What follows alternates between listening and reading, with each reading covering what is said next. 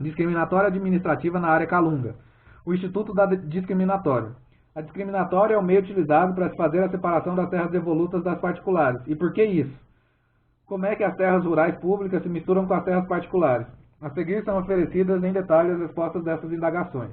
As terras do território brasileiro inicialmente eram dos índios. Todavia, antes do descobrimento do Brasil, já havia tratados que as tinham como pertencentes a Portugal. É o que o território americano, pelo Tratado de Alcovas de 1479, pela Bula Intercoetera de 1492 e pelo Tratado de Tordesilhas de 1494, ficou dividido entre Portugal e Espanha, sendo que dessa divisão as terras a leste passaram a pertencer a Portugal e a oeste a Espanha.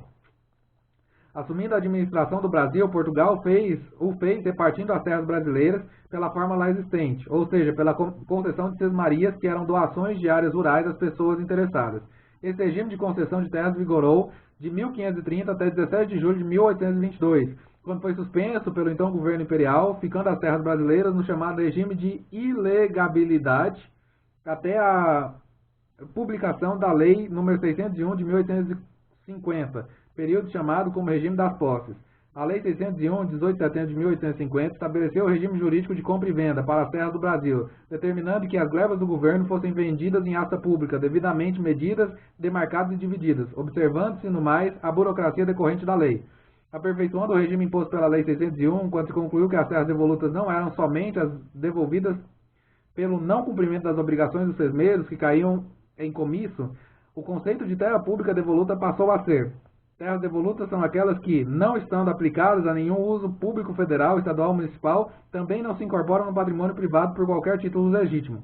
Proclamada a República e advindo sua primeira Constituição, em fevereiro de 1891, seu artigo 64 transferiu aos estados o domínio das terras devolutas situadas no território, salvo as de fronteira e as destinadas à segurança do país. Com essa transferência começou a confusão. De um lado, havia sesmeiros que tinham domínio privado de suas sesmarias, porque haviam adquirido pelo cumprimento da obrigação de medi-las, demarcá-las, dividi-las e ter nelas morada habitual e cultura efetiva. Do outro lado, havia as sesmarias que foram abandonadas por não serem cumpridas as obrigações já enunciadas. Diante dessa mesclagem de terras, de propriedade pública e privada, surgiu a necessidade de um mecanismo para separá-las, resultando disso a discriminatória como sendo o instrumento capaz de fazer tal depuramento.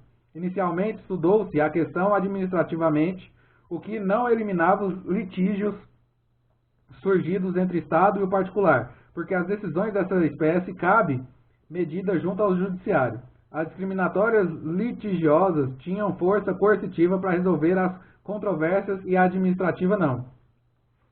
Síntese da discriminatória administrativa. O processo discriminatório administrativo foi criado pelo Decreto-Lei nº 10.105, de 5 de março de 1913, onde a matéria está inserida nos artigos 85, 91, 101, 102, 103 e 113, sendo regulamentada pelo Decreto nº 10.320, de 7 de julho de 1913, mas o Decreto 11.485, de 10 de fevereiro de 1915, suspendeu a vigência daqueles decretos. De todo do que se sabe, nenhuma aplicação foi dada àquelas normas suspensas. Surge então o Decreto 9.760, de 5 de setembro de 1946, que dispõe sobre terras da União, estruturando a ação discriminatória em duas partes, uma administrativa ou amigável, outra contenciosa ou judicial. A última só se justifica caso a primeira não houvesse surtido efeito. Daí surgiu a Lei 3.081, de 22 de novembro de 1956, estendendo a discriminação aos estados e aos municípios, revogando a legislação anterior, extinguindo a discriminatória administrativa. A Lei nº 4.504, de 64, o Estatuto da Terra, através do artigo 11, repristinou as normas revogadas do Decreto-Lei nº 9.760, de 46, dizendo: artigo 11.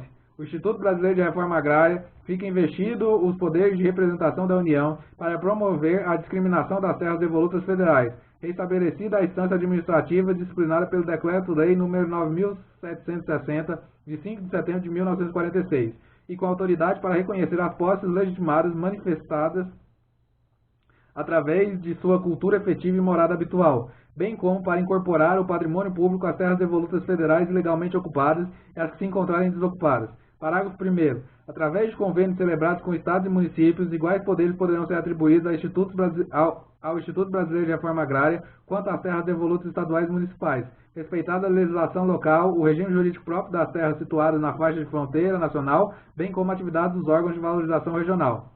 Vigoram-se assim a Lei 3.081, de 22 de setembro de 56, que imprimia as regras do processo judicial da discriminatória, e o Decreto-Lei 9.760, de setembro de 46, acrescido do artigo 11, antes transcrito, permitindo a mesma medida administrativamente. As regras legais decorrentes da Lei 3.081 e do Decreto 9.760, repristinado pelo artigo 11 da Lei 4.504, ainda eram insuficientes para agilizar as ações, sejam judiciais, sejam administrativas, para a separação das terras públicas das particulares.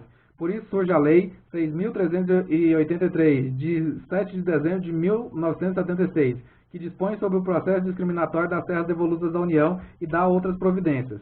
Essa lei revogou a Lei 3.081, que regulava o processo discriminatório judicial, bem como disciplinou com clareza o processo administrativo, inclusive reafirmando a competência dos estados para exercitá-lo.